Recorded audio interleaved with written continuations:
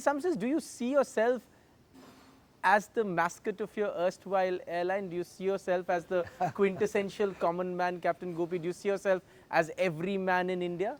Yeah, I think, many times people would, I almost had this, people called me an evangelist, even in my board. A lot of board members were unhappy with me because I was putting away this 1 rupee ticket. Of course, on the one hand, nothing gave me a greater thrill than when on a flight, I remember once a lady, an uneducated lady who was flying to Bangalore because her daughter was married to somebody in Infosys, totally uneducated. She came, and when we landed, she came and told me, looking at the small pilot there, because she saw through the cockpit, the pilot sitting there, a small guy, and she somehow imagined the plane like the Parvat in, he said, Hanuman jaise uthaya, She kept imagining that, that's right. That mythology where Sanjeevani, where Hanuman. So she kept, imitating in the plane. Everybody was watching. Ye aapka pilot Hanuman jaise viman ko le aaya. So I mean that gave me a great thrill. But it was also a really good business idea. And I think today it's coming home to roost. All the airlines, it is the low-cost airlines which are in profit, and Jet and Kingfisher have converted 70 to 80% of their aircrafts into the low-cost model. All their aircrafts are now almost are in economy. Jet Connect, they have shifted all the aircraft. They're selling sandwiches. So I've been redeemed in that sense. But do you miss having Air Deccan at this point in time? Definitely emotional. It's almost like my baby. Yeah. The thing is that I think for all of us today, we share a common future, and we share a common future with this other India, and that other India does not live in Delhi, Bombay, Bangalore. They live in these small towns across the country, and unless we build businesses, unless we create jobs, and look up to them as poor consumers, and rather than look down on them as poor people, you have to look up to them as poor consumers and build businesses wherein they can be part of this consumer growth, where they can participate in this new economy. I don't think we have a safe future. Let me ask you then, post the recession, Captain Gopi, so much is being talked about as the future of businesses being the future of taking care of your ecosystem as well as your bottom line. So much has been said about how businesses that only worry about the bottom line and forget their ecosystem cannot survive. Those are not businesses of the future. The future belongs to businesses that carry along their customer base, that take care of the ecosystem, care about their employees, build a common dream. In that sort of future, you've been an entrepreneur several times over. You're an entrepreneur once again today with your new venture. What has changed for an entrepreneur post this, some would say, historic recession?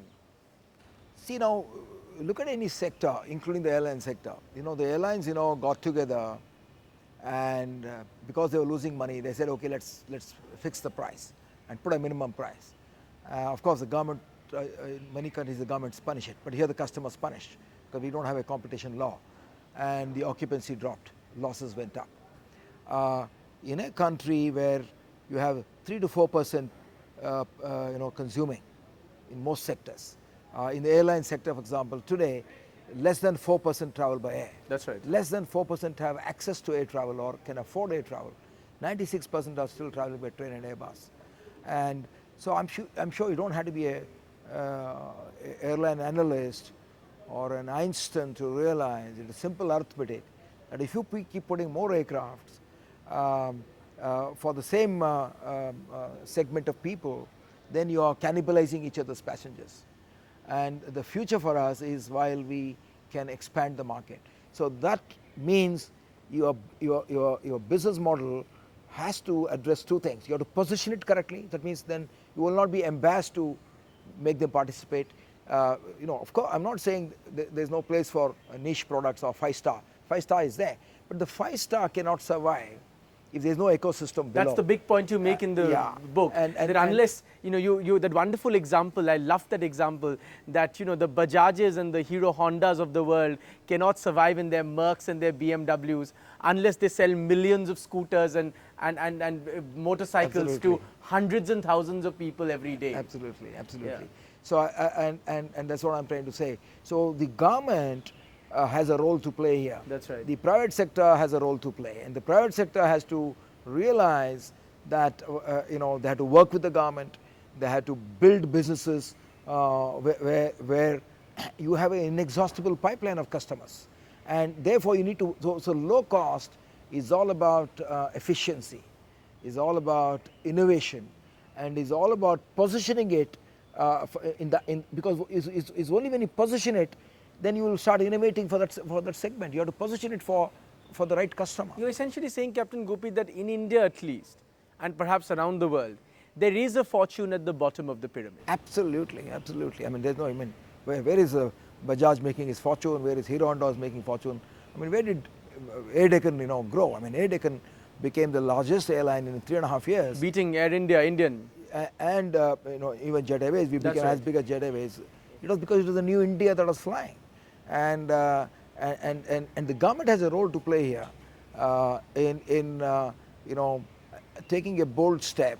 They all know this. They all know that we've got the best brains here, like Ahluwalia and all those bunch of people who have come from Oxford and Cambridge. They all know all this monetary policy and fiscal deficits and all those kind of things. I mean, I think that's not the issue now. Right. I mean, they can get it right. Sure. The issue is that how do you translate this money which they are collecting, which is now in hundreds of thousands of crores? Yeah. How do you ensure it reaches the intended target? Right. If you are taking money for With the intended outcome. Yeah, with the intended outcome, and see, because now they are collecting huge amount of money. So money is no longer a problem. Yeah, because they are collecting massive amount of taxes. So they have to have a method of broad basing the tax by lowering it so that they get more money. That's right. They'll do all that right. Right.